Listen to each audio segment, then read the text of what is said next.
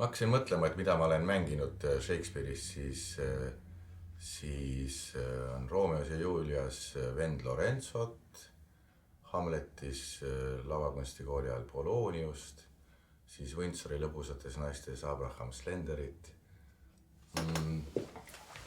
Praegu ei tule rohkem meelde, võib-olla on veel midagi, aga et mis ma teatris teinud olen, siis kindlasti see vend Lorenzo on nagu see noorsooteatri, linnateatri omaaegses Romeos ja Julias, siis see on vist kõige rohkem mul endal meeles.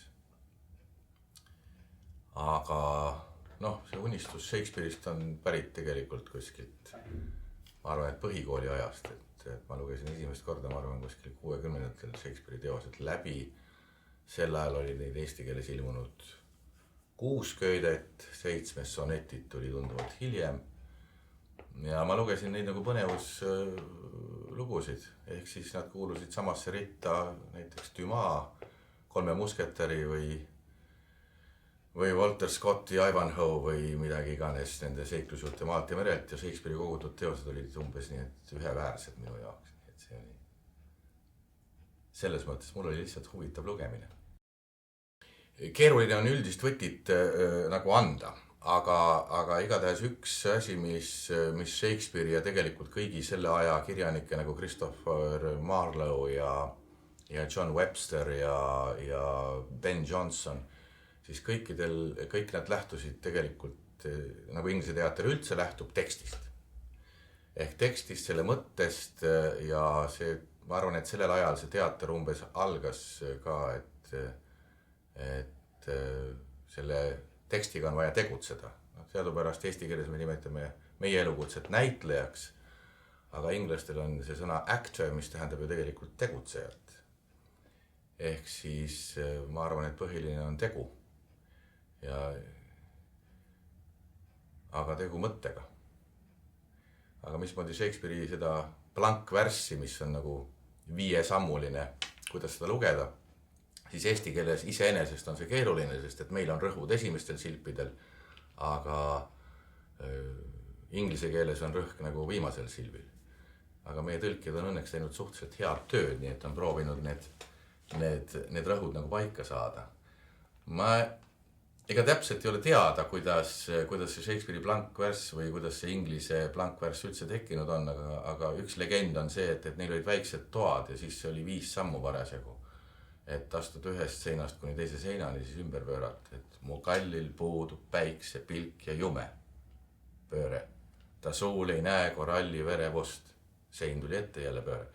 Et ma arvan, et niimoodi seda teksti umbes välja mõeldi, et me võime arvata, kui väiksed olid siis inglise kirjanike toad.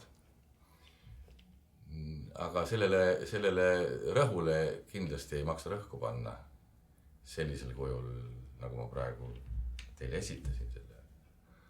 Ma arvan, et see on tekkepõhjus vist. Miks ta niisugune on? Kui me mõtleme heksameetri, mis on siis nagu Kreeka tragöödiatest pärit, siis seal on palju pikemad silbid. Ma saan aru, et nad mängisid vabas õhus, seal oli ruumi küll. On madal saareke seal, lahe suudmest veidike eemal. Läheb pikalt. Saab minna.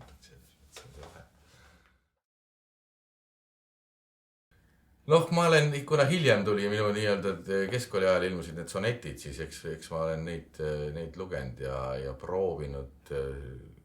Nad ei ole väga lihtsalt, ei anna väga lihtsalt ennast kätte, aga need on need read.